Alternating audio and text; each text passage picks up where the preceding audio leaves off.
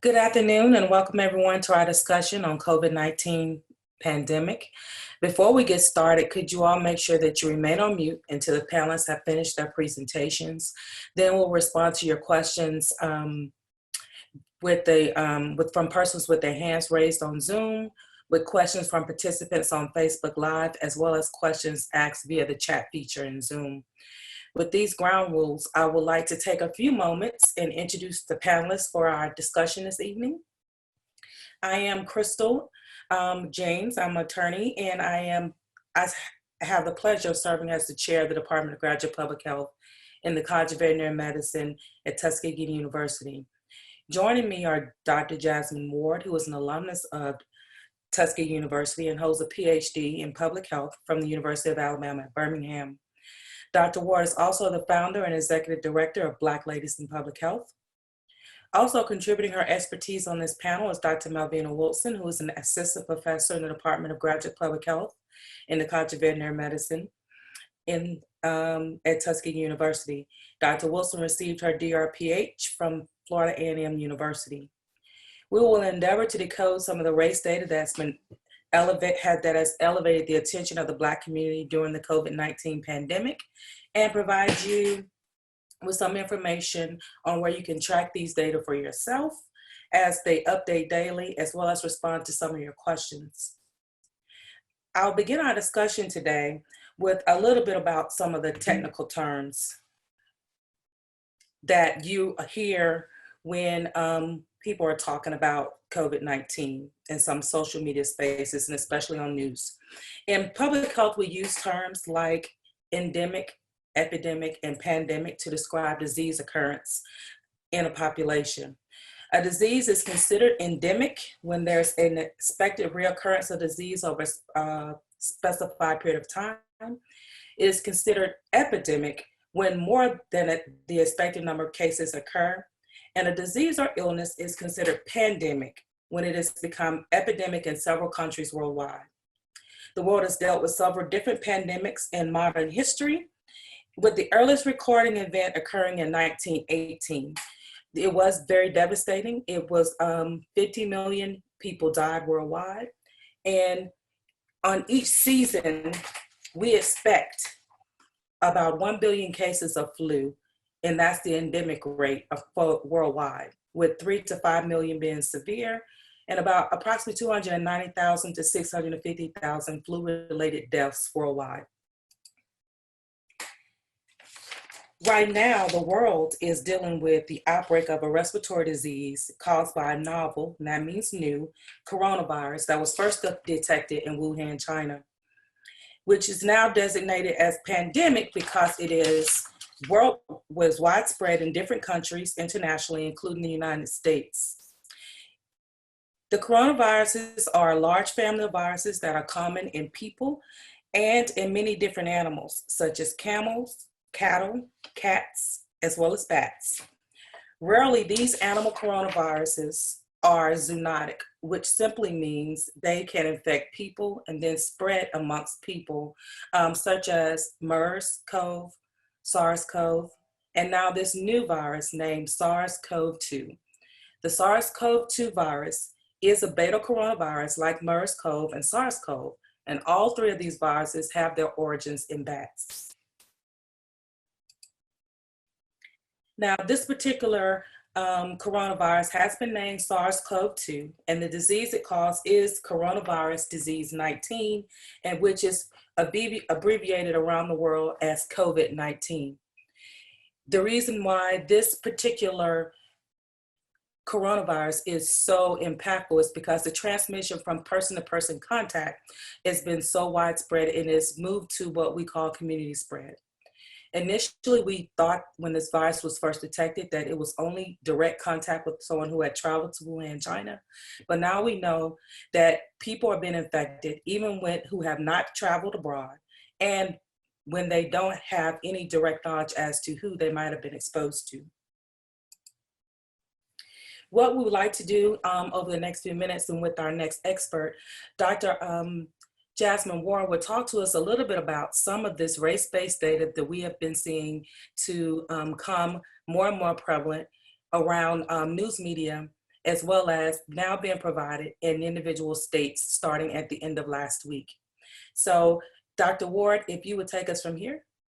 Thank you, Attorney James. Now, I will preface this conversation with the fact that my internet has been very tired. I don't know what else to say about it, but if I seem to stall, just give me a finger or something so I know to go back and kind of repeat what I just said.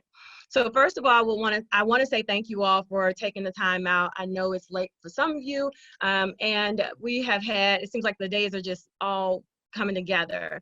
I'm going to go over COVID-19 data, just a little bit about it. Of course, if you want more information, we can provide that at a later time.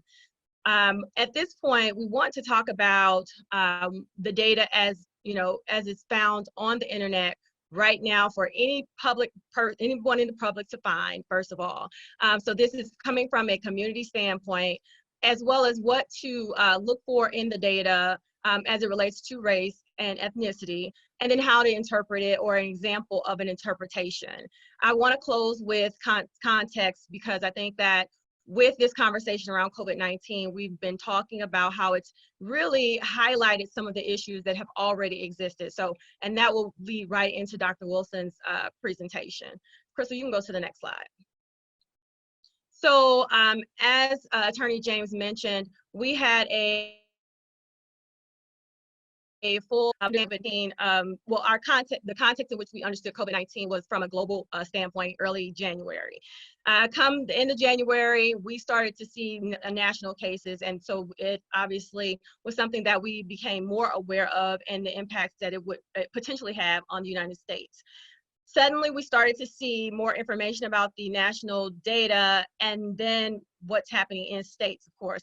At this point, I think that this is where we can really focus our attention on the data, because the states really do have a comprehensive picture of what's happening across counties and city lines. So I'm going to show you just a little bit about that.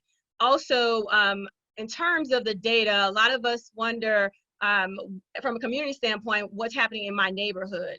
The reason we think about our neighborhoods really is, and it's been found to be one of the best predictors or indicators of health within communities.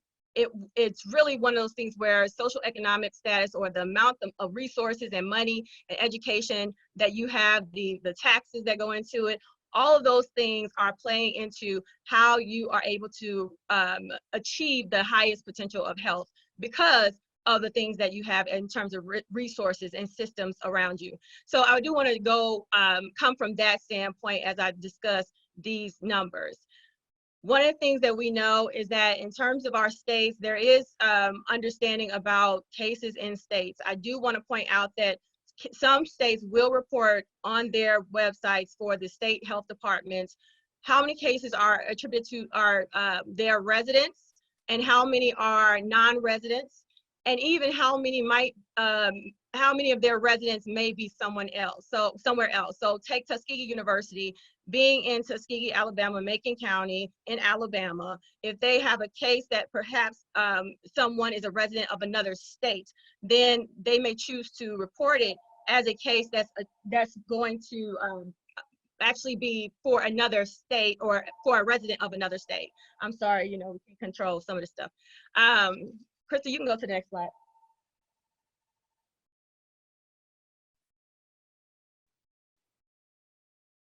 Who has a house phone anymore anyways?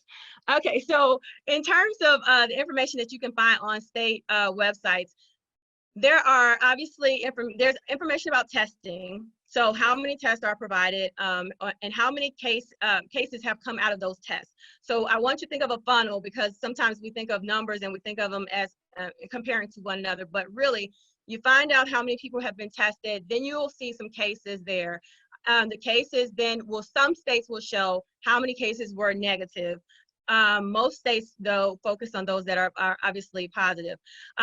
Then also, I'm sorry, how many tests are negative and how many cases that exist. Then you have risk factors. So sometimes states will report if people were in contact with someone in the community, so they call it community spread, or if it was someone that traveled overseas. And so many of you probably remember when we first started this conversation, a lot of the questions, and still today, will be, have you traveled to certain countries? So those are the risk factors that are found on some of the websites.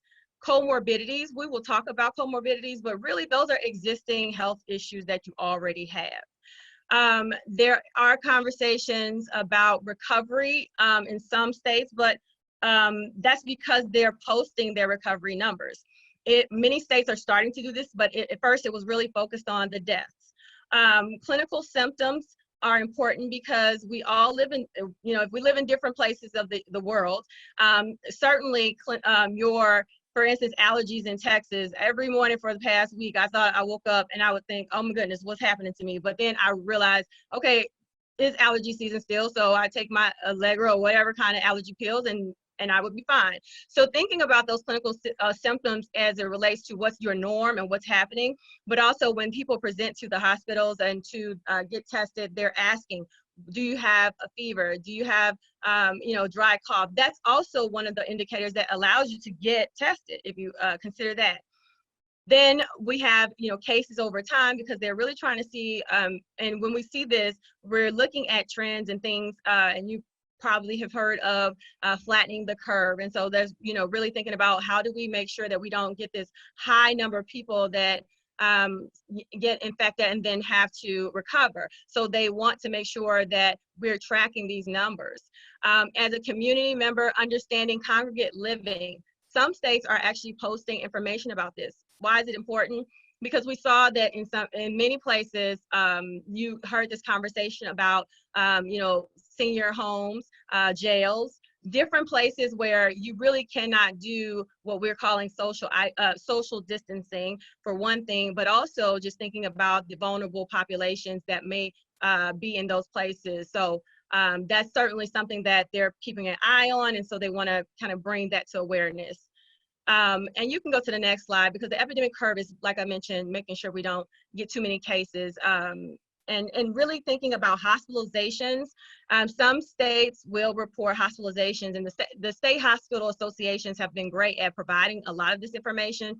But if you go to your website for your state health department and they don't include this thorough description that I'm going to describe here, you definitely can find hospitalization numbers at the very least. So there is a indicator for how many people are being reported by hospitals for some states, and that's important because that takes it, that really thinks, if you think about it, it really brings the community spread conversation to mind in terms of what's happening in your community with your hospital, local hospital. But then in those hospitals, thinking about the capacity. So what can they do? How many people can they really serve? The personal protective equipment, which we call PPE. When we hear about the mask, how many masks do we have? Will we have to, have those cloth face masks that people are creating for hospital staff? That's really important to think about. So they've actually, obviously in terms of logistics and making sure they have enough resources, done that. Total staff beds, available beds for people, available ICU beds, available ventilators, and long-term care employees and residents are also important. You can go to the next slide. So we are now talking about case characteristics when we start thinking about gender, age, race, and ethnicity. Your states all have posted information about gender and age from the very beginning. No matter where you are, that has been the case from the very beginning. But the race and ethnicity data really has been provided by and encouraged by push from and advocacy from organizations and our political leaders who are really listening to their constituents as we start to talk about race and ethnicity and what that means for health outcomes in the United States. So you are finding that more and more. Last week, the beginning of the week, well, 2 weeks ago, we had 6 states that were reporting. Then last week we jumped up to 27, and now you can find data on at least 34. This was done 2 days ago. So at this point, someone may have added, because states are constantly changing. Their links are changing for the COVID-19 response, the way in which they're reporting information, the details of their information, but it's also coming because people are requesting this information from the very public. Of course, on the back end, in terms of researchers and all that, that's a different kind of conversation. But really, when we're looking at media, they're posting information based on what they're finding on the state websites. You can go to the next.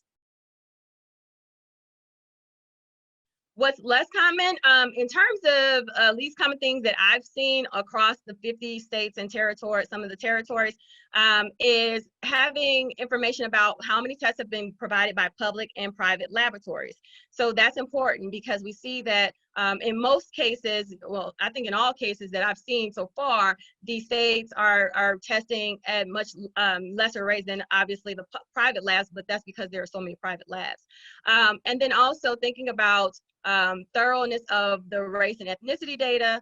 When you look at race and ethnicity across various states, it's reported differently. Some will include ethnicity inside of the race data. Others will make them 2 separate categories. But then you have some that are even more sophisticated in the way they report, so that really helps contextualize like the individual people in the community. And last but not least, the U.S. Virgin Islands was the only place I've seen it, but they actually post how many people call their hotline to even inquire about a test. And that's important, because it just gives us an additional layer to understanding what's actually happening in the community, and also how is the community trying to access this health care at this point, and getting testing and things like that. So that's important. You can go to the next one. So just a little bit about how to read some of this data. We have information that is out there about gender, ethnicity, and race. One of the things that I would suggest is understanding that your percentage, the raw numbers, or the numbers that you might see, if they're like whole numbers, 1, 2, 3, 4, the tests that are happening are the tests that are being provided to all of the individuals that come in and qualify. So you have to consider the fact that some people are getting turned away for various reasons, right? So you have to, from that standpoint, then you realize that those cases are coming from those who qualify to actually get a test. So those cases that we're finding in terms of percentages, those are the numbers that we have. Those are not, there's no statistical manipulation to them. They're just literally taken from the whole number and seeing how many people of the entire. You're breaking up a little. Okay, thank you. That's just the number of people that actually received the test and then were found to have a positive test. Then you have fatality data for some people. Many people are not reporting both fatality and case data. So Alabama is an exception. So you see here that you can find that. One of the things that I've just looking at this data, can you all see my cursor? Okay, so if you look over to the left-hand side, you see case and fatality by gender. One of the things to note is that women in many states, and this is actually consistent across the globe, men are being more impacted by coronavirus. In this case, men are actually receiving tests. They're actually testing positive less often than women, but they have more fatalities. And so that's important to note. Same goes for Black individuals on the right-hand side. So you have Black individuals testing at a rate of 37% of the actual cases, are attributed to or are of Black people. But Black people we're finding that their fatality rates are somewhere around 52% of the deaths that happen because of coronavirus. So I just want to make that clear in terms of understanding that the data is always going to have to be parceled down to and attributed to the next, to the test or to the actual case. So just so you know that those are things that to consider when you're looking at the data. And ethnicity, same thing. Just understanding that the cases are the percentage of cases out of the test, and the actual deaths are the number of deaths out of the cases, or the percentages. So Alabama gives both the number and the percentages. You can go to the next slide, I'm sorry. Alabama also was able to do something that I think many states don't do it. They actually have how many individuals are shown to have passed away as a result of comorbidities, but then they take a step further and look at those who didn't have comorbidities. And this is interesting and very, in terms of the context of having comorbidities, important, because you see, even with those who have been, those who are not representing the population with comorbidities, Black individuals are still dying at rates much higher than our peers. So that's also important. And I think it adds a layer to the story that we must talk about as it relates to public health. You can go to the next one. So I'm going to go through these really quickly, but just so we know, this is not a new phenomenon that we're having to have a conversation about race and health.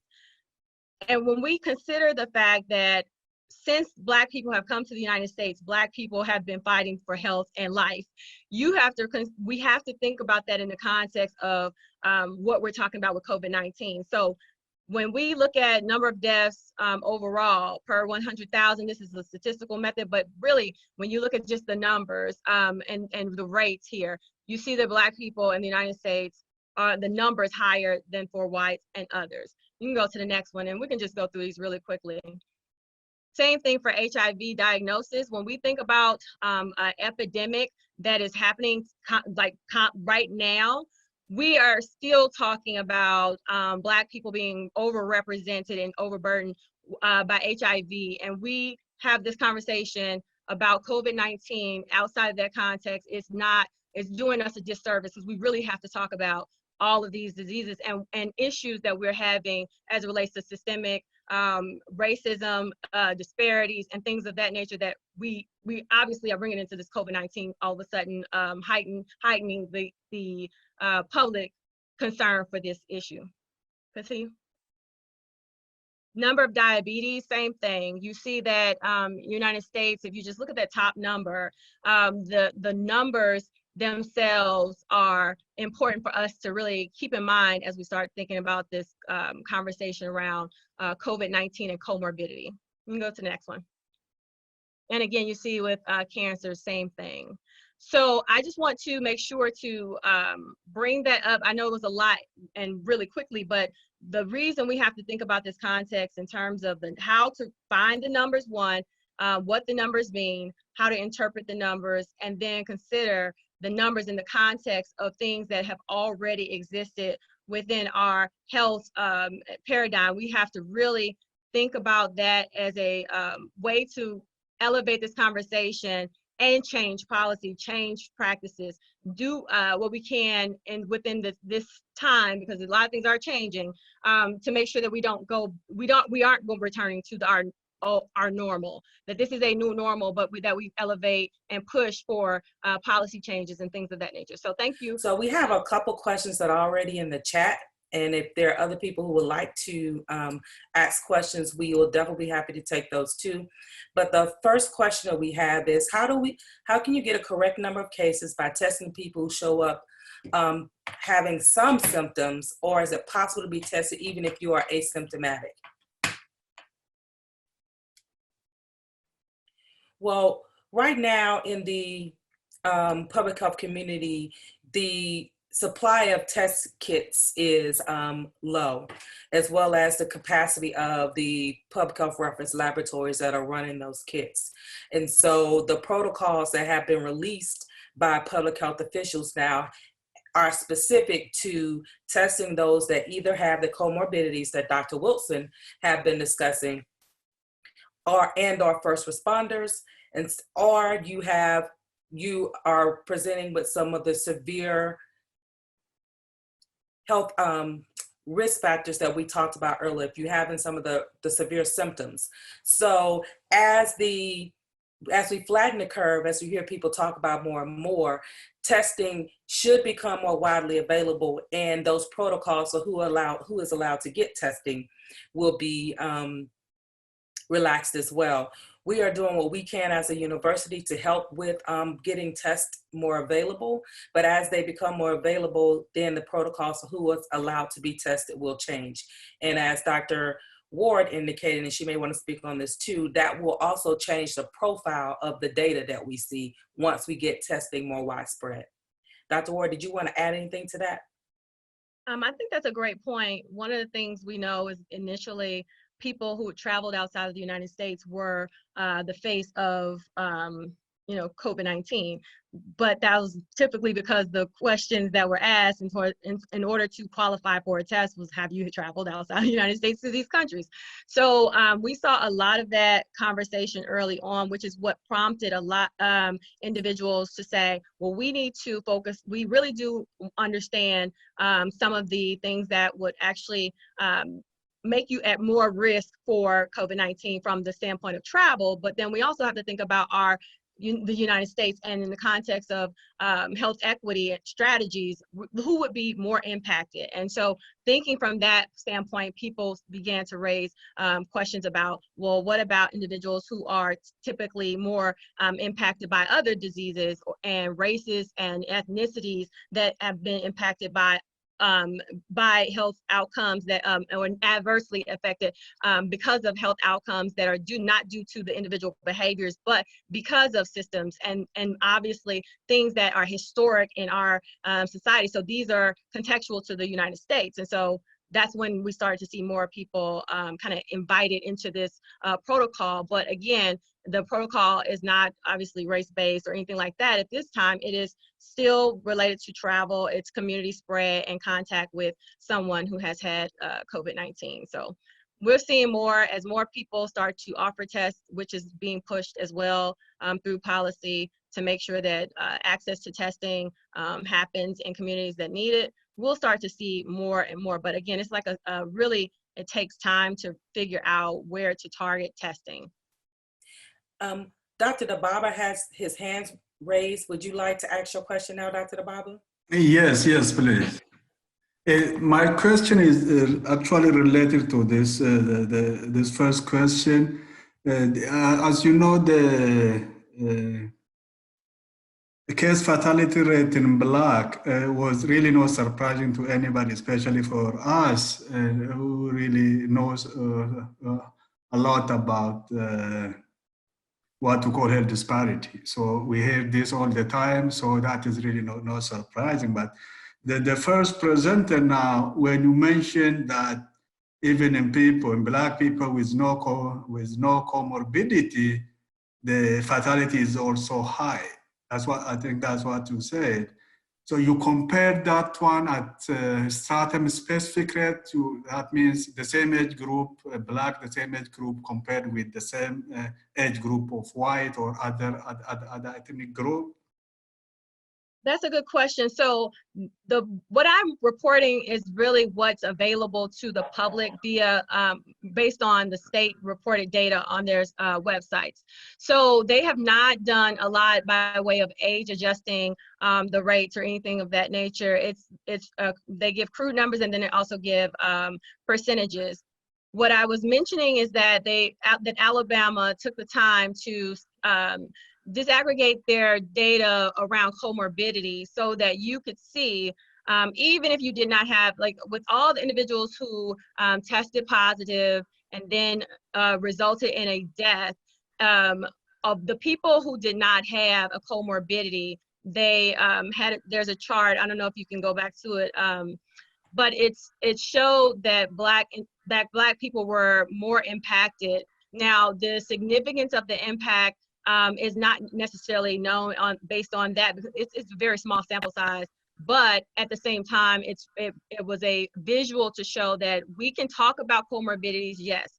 We can also talk about things that are important to the overall conversation within the context of the country. But when you're looking at state data and understanding where you can really impact change and push for differences in strategies, that was a really nice visual for the public to see, so that, you know, when you have community advocates trying to use this data, it's just important to be able to do that. It's the one with all of the circles from that Alabama posted on their website. It was that was the format for Alabama's initial race and demographic data. They had a dashboard, and then you had a PDF link that you could click into, and this is the PDF link that I'm talking about.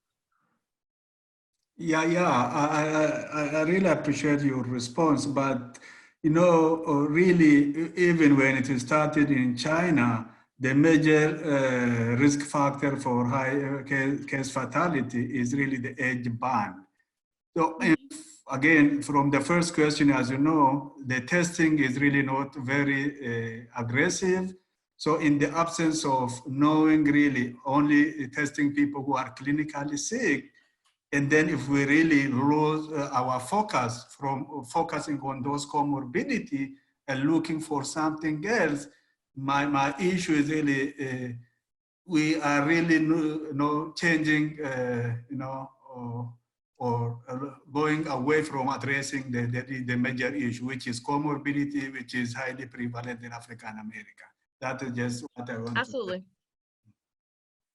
Absolutely, thank you. Hi, James, if I might.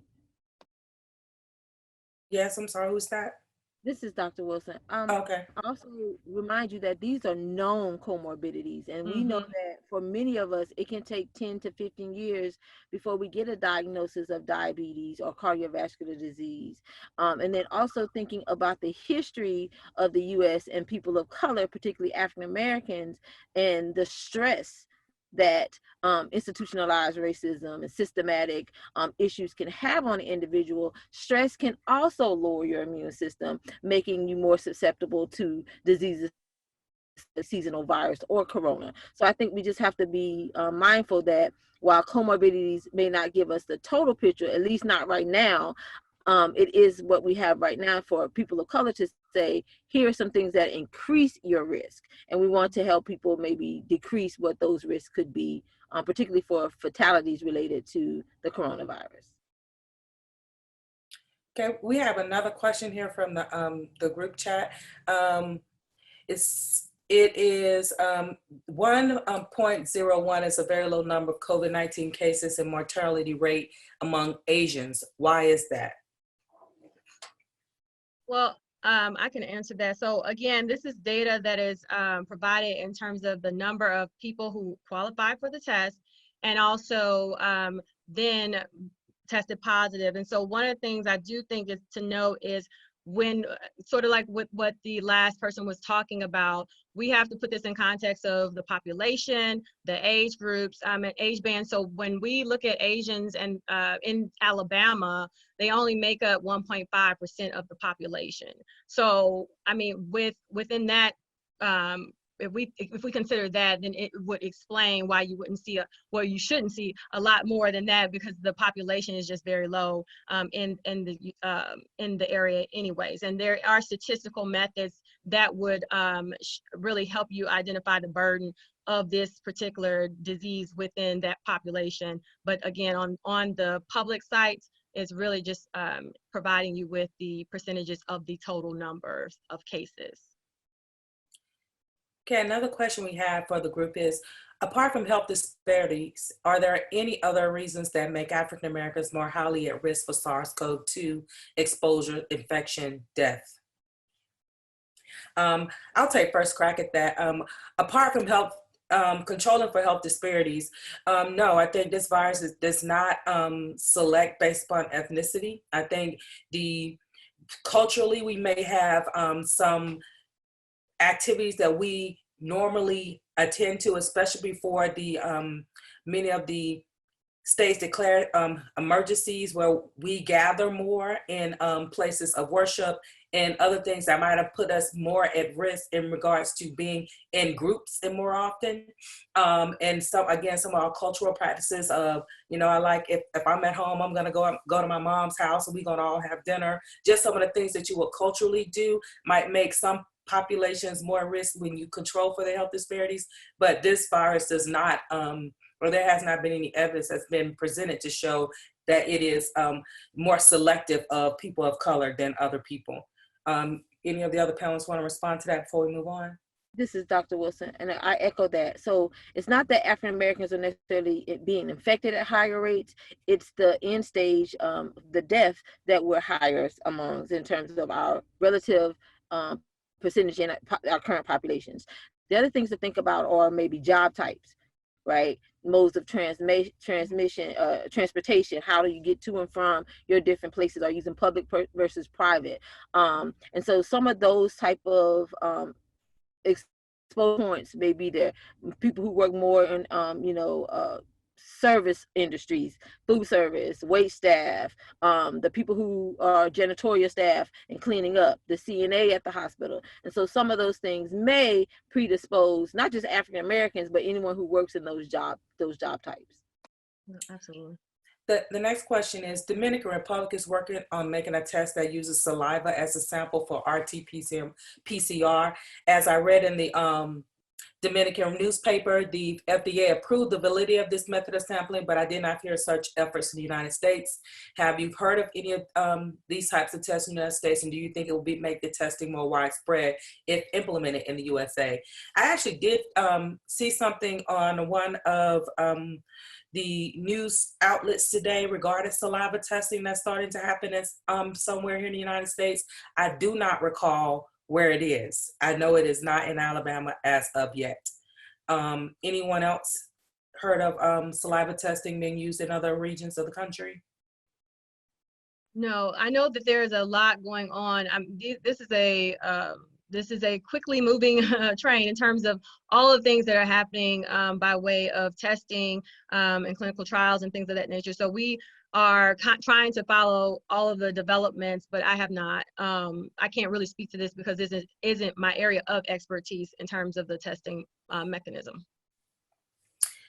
The next question is what do we need to do to get antibody testing in Macon County?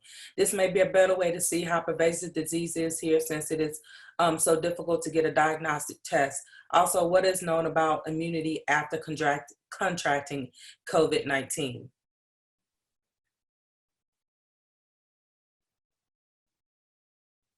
I'm not in Macon County, so I'm just going to speak to thinking about capturing a clear picture of how the impact of COVID-19.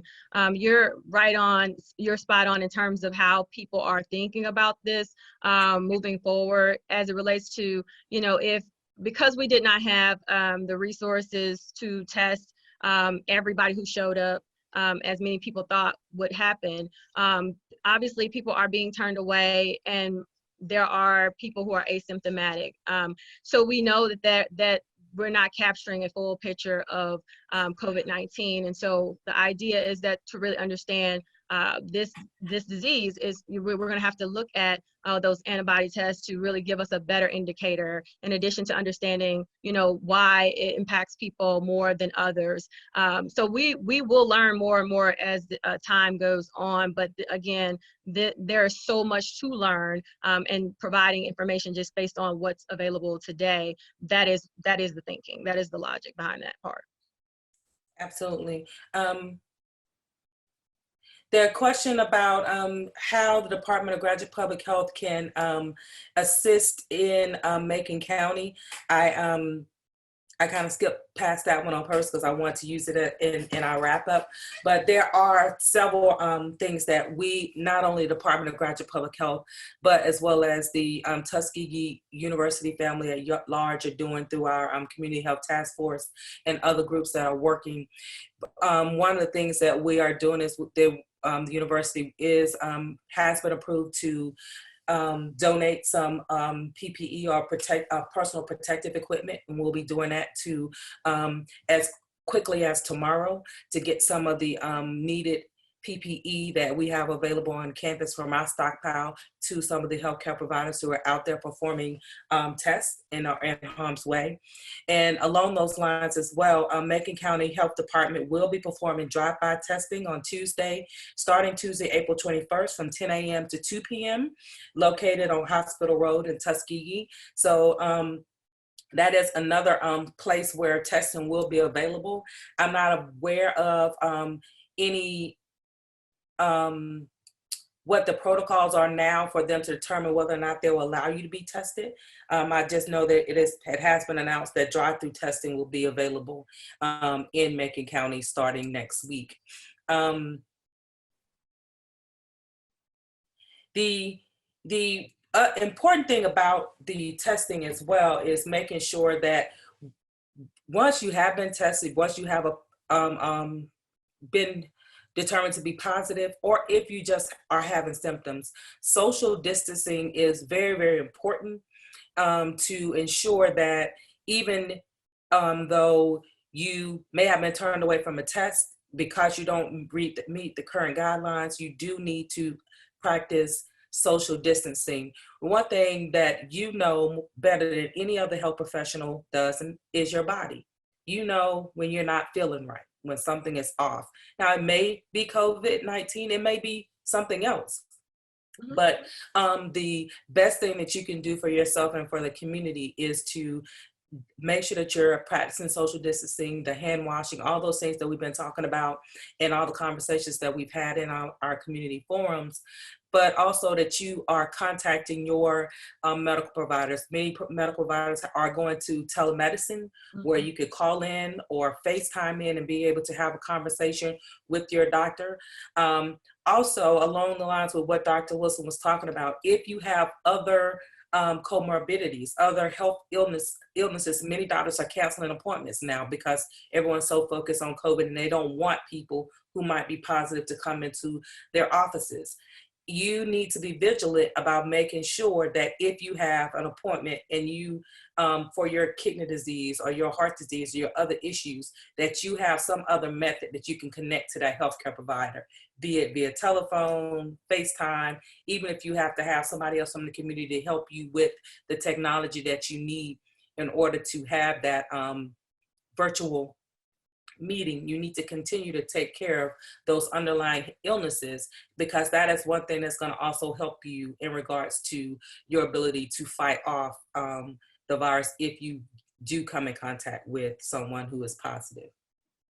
I do also want to make sure to mention and practicing your upkeep and care of self in terms of making sure if you have a history of high blood pressure, or even if you don't, part of prevention is making sure that you're doing making some of these practices a part of your daily routine. Checking your blood pressure, if you, for instance, if it run in your family, as people say, if you have those things that you know are putting you at risk for other issues in health in terms of comorbidities that we're talking about today, but thinking about how you can prevent those is important. So don't I think we're hyper focused on COVID-19 and really taking our eye off of things that matter as well in health. Mental health is still very, very important in terms of making sure that we are maintaining good health and understanding the context in which people are making these decisions. And also thinking about, for temperature, things that are going to be indicators for COVID-19. One of the things that I know we were talking about early on is, when you go somewhere to get tested and they ask you, they do a temperature check. If you take Tylenol prior to going, obviously your temperature will not be high, but you need to make sure to understand what has your temperature been throughout the week. Check your temperature day to day to understand your own body. That's most important because some of these things really can be indicators of other issues and not COVID-19 per se. So I really think that's important. We should stress that more than we are at this time, because when this is over, we're still going to have to deal with all of the things that are a part of our daily lives that really put us at higher risk for other comorbidities. So just making that a point. I also want to touch on the current protests that are happening in Michigan, the protesting stay at home. I know that in this social distancing phase that we're in and what we call mitigation is it caused an economic hardship on many people. But the other side of what is happening if we do not stay home, the fact of the number of cases that we are preventing just by not working in places that require people to be in close proximity, there's no way for us to ever really count that. And actually, prior to this particular pandemic, public health was being systematically underfunded because it's hard to make a case for the number of number of cases that didn't happen because public health was in place. And what we're talking about is those kind of mitigation steps that you're seeing deployed now in COVID-19 are the same types of steps that public health has been taking in other communicable illnesses. Specifically, we talked about HIV and AIDS, how we've been able to bring those numbers down, the contact tracing, all those things that you see happening and ramping up around the country now, especially in our hotspot states. Those things are being done to help keep those numbers down. And it's hard for people to understand when they don't see a lot of cases, why they need to stay in this state of mitigation. Well, but the point is, if we come out of this mitigation too early, you will see these cases and of course see a corresponding uptick in the number of deaths that are associated with it. Yes, and I think there was a question here about the Tuskegee effect, and I think we may want to just give a little bit of more background on the screening protocols. And so because there's so limited tests and they're actually using, most of the tests are for the virus itself, right? It is this nasal swab for the virus itself. The antibody test would be more of a blood draw, and we're looking to see if your body has made any immunity towards this particular strain of COVID. Of corona.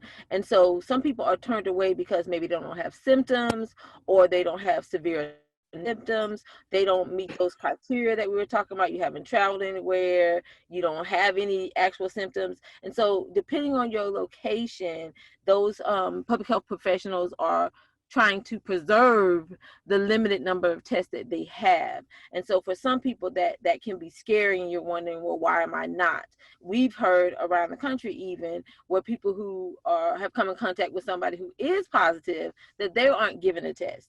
And so as we see oftentimes with the flu, at some point we just do what's a presumptive positive, meaning you have the symptoms, someone you've come in contact with. We want you to go ahead and stay home and not just social distance, but actually isolate yourself in one room.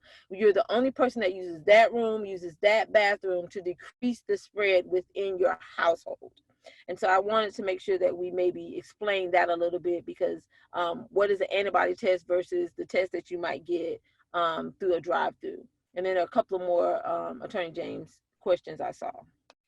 Yeah, and the antibody test that is coming. I saw that Emory University has a test that they have started to use on their own personnel. It has not gone through the requirements of FDA to be widely used, but you're going to see them start to come online pretty quickly here as the demand for that is much higher. But we right now, the process for creating appropriate antibody tests, it is an FDA process that has to be approved. And so without getting that approval, that's not going to be available widespread until the administration makes some different types of decisions about how they're going to allow those to come forward. I do see some information here in the chat about the protocol for being able to get the drive-through testing. There's a screening call. You do need to call 334-727-1800 in order to actually use the drive-through. So it's just not everybody, line up and you're going to get a test. There is a screening call that you must make prior to getting in line on April 21st for that testing that's available.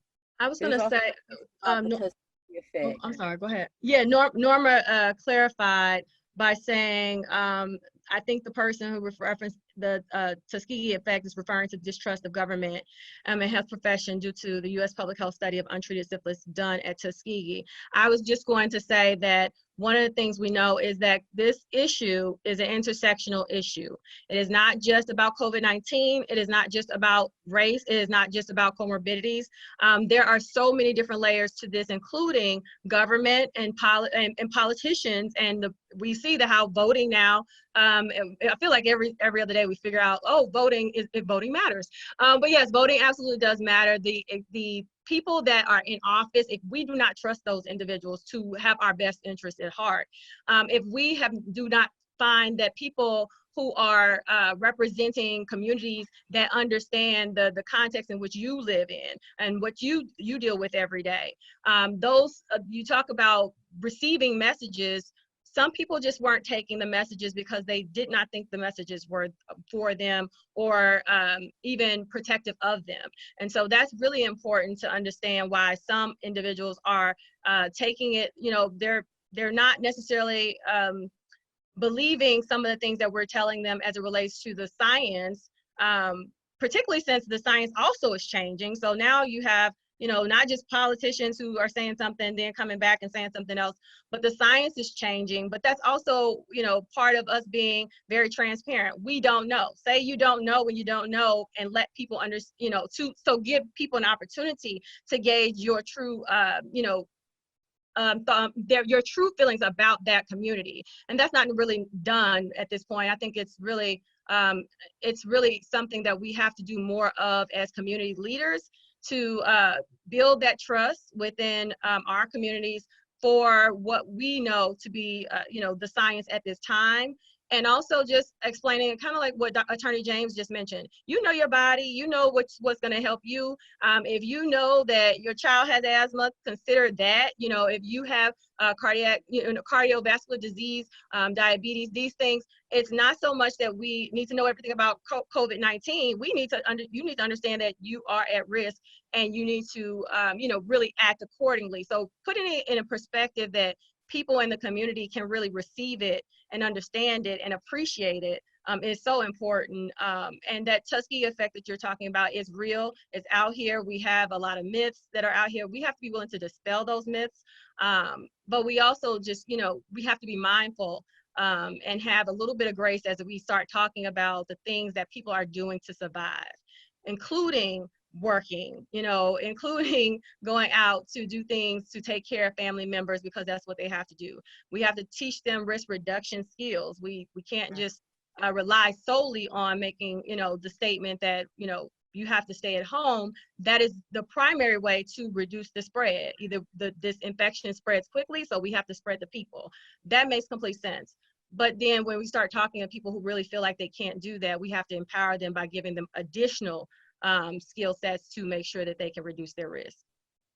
I want to thank Dr. DeBarber for answering some of the questions in the chat too, so that we don't have to raise them out here. But just so that everyone, for the people who don't see the chat, the question was asked was, do we know what are the false positive and false negative rates of the rapid test? And he responded, rapid test is based on PCR, so there's no false positive, and false negative should be very, very low.